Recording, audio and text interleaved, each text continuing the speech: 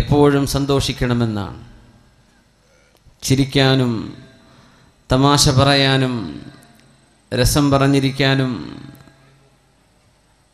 Time pass, ഇതൊക്കെ പുതിയ ജനറേഷൻ്റെ ചില കോമൺ ടേംസുകളാണ്. ഒരു സത്യവിശ്വാസിക്ക് എത്രത്തോളം സന്തോഷിക്കാൻ കഴിയും, എപ്പോഴാണ് സന്തോഷിക്കുക, എങ്ങനെയാണ് സന്തുഷ്ടമായൊരു ജീവിതം ഇവിടെയും പരലോകത്തും ഉണ്ടാവുക, ഇതിനെക്കുറിച്ചാണ് നമ്മൾ ചർച്ച ചെയ്യാൻ പോകുന്നത്. ഡോക്ടർ മുഹമ്മദ് ബിൻ അബ്ദുറഹ്മാൻ അൽ അരീഫി ജീവിച്ചിരിപ്പുള്ള ഒരു പണ്ഡിതനാണ്, ചെറുപ്പക്കാരനായൊരു ദാഇയാണ്. അദ്ദേഹം തൻ്റെ സഹപ്രവർത്തകനായൊരു വലിയ ഒരു പ്രബോധകനെ സംബന്ധിച്ച് പറഞ്ഞു, ലണ്ടൻ ഹോസ്പിറ്റലിൽ സീരിയസ് സർജറിക്ക് വിധേയമാവാൻ വേണ്ടി അദ്ദേഹത്തെ കൊണ്ടുപോയപ്പോൾ അദ്ദേഹത്തെ പരിശോധിക്കുന്ന ഡോക്ടർ,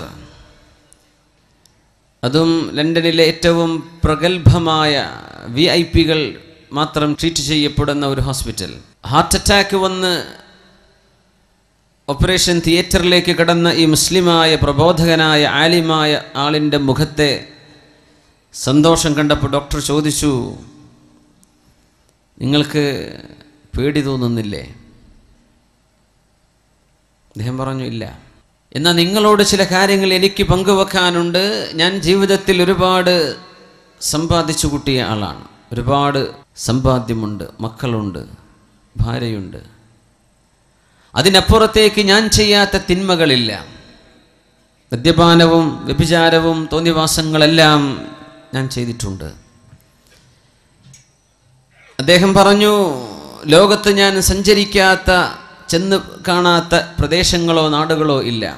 പക്ഷേ എന്നിട്ട് പോലും പലപ്പോഴും ഒരാത്മഹത്യ ചെയ്തുകൂടെ എന്ന് ഞാൻ ആലോചിച്ചു പോയിട്ടുണ്ട്. ഒരു ഡോക്ടർ പറയണം, പ്രഗത്ഭനായൊരു ഡോക്ടർ. ഇത് ഉദ്ധരിക്കുന്നത് ഡോക്ടർ അരീഫി അദ്ദേഹത്തിൻ്റെ ഗ്രന്ഥത്തിൽ സൂചിപ്പിക്കുകയാണ്. എനിക്ക് ആത്മഹത്യ ചെയ്യാൻ തോന്നിയിട്ടുണ്ട് ഈ സൗകര്യങ്ങളൊക്കെ ഉണ്ടായതിൻ്റെ ശേഷം. ഇതിനെ ഒരു മുസ്ലിം എന്ന നിലക്ക് നിങ്ങൾക്ക് എങ്ങനെ പ്രതിവിധി പറഞ്ഞു തരാൻ കഴിയും? അദ്ദേഹം പറഞ്ഞു, ഡോക്ടർ, നിങ്ങൾക്ക് കണ്ണിന് ആനന്ദം നൽകാൻ നിങ്ങൾ എന്ത് ചെയ്യും? അദ്ദേഹം പറഞ്ഞു, ഞാൻ എൻ്റെ കണ്ണിനെ അഴിച്ചുവിടും, പ്രകൃതിയുടെ ഭംഗി കാണാൻ ഇഷ്ടപ്പെടുന്നതൊക്കെ ഞാൻ കാണും. അയാൾ മുസ്ലിമല്ല. അയാൾ ചോദിച്ചു, ഖാദിന് സന്തോഷം കൊടുക്കാൻ നിങ്ങൾ എന്ത് ചെയ്യും? അയാൾ പറഞ്ഞു, ഞാൻ മ്യൂസിക് കേൾക്കുന്നു പറഞ്ഞു. അപ്പോൾ മൂക്കിനോ?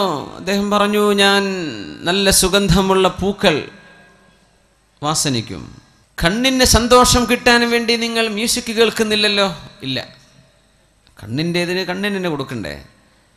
കാതിന് രസം കിട്ടാൻ വേണ്ടി നിങ്ങൾ കാഴ്ച കാണുന്നുണ്ടോ? ഇല്ല. കാതിന് കേൾക്കുന്നത്, കണ്ണിന് കാണുന്നത്.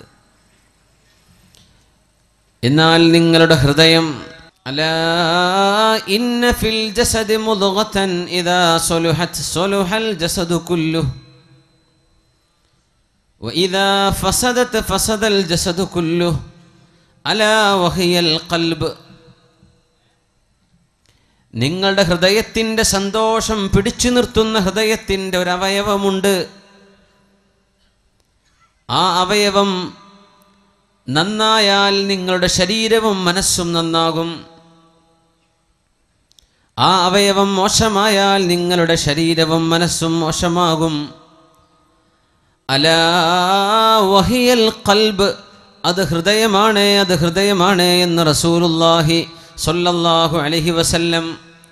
ഹൃദയത്തിൽ നിന്ന് സന്തോഷം കിട്ടണമെങ്കിൽ ഹൃദയത്തിൻ്റെ ആവശ്യം നിർവഹിക്കപ്പെടണം. ഹൃദയത്തിന് കിട്ടേണ്ട ഭക്ഷണം കൊടുക്കണം. ആ ഭക്ഷണം മറ്റൊന്നുമല്ല, ഹൃദയത്തെ സൃഷ്ടിച്ച രക്ഷിതാവ് മനുഷ്യൻ്റെ ശരീരത്തിൻ്റെ ഉള്ളിലേക്ക് ആത്മാവിനെ സന്നിവേശിപ്പിച്ച അല്ലാഹു, വയസ്അലൂനക അനിർ റൂഹ് ഖുലിർ റൂഹു മിൻ അംരി റബ്ബീ വമാ ഔതീതും മിനൽ ഇൽമി ഇല്ലാ ഖലീലാ. വയസ്അലൂനക അനിർ റൂഹ്, ആത്മാവിനെ സംബന്ധിച്ച് അവർ ചോദിക്കുന്നു, നബിയെ ആത്മാവിൻ്റെ കഥ എന്താണ്? എന്താണ് ആത്മാവ്? ഖുൽ, അങ്ങ് പറഞ്ഞു കൊടുക്കണം, അർറൂഹു മിൻ അംരി റബ്ബി, ആത്മാവ് എൻ്റെ സ്വകാര്യമായ ചില വിഷയങ്ങളിൽപ്പെട്ടതാണ്. നിങ്ങൾക്ക് വളരെ കുറച്ച് വിവരമേ നൽകപ്പെട്ടിട്ടുള്ളൂ. ആത്മാവ് അള്ളാഹുവുമായി ബന്ധിക്കുമ്പോഴേ ഹൃദയത്തിൻ്റെ ഭക്ഷണമാകുന്നുള്ളൂ.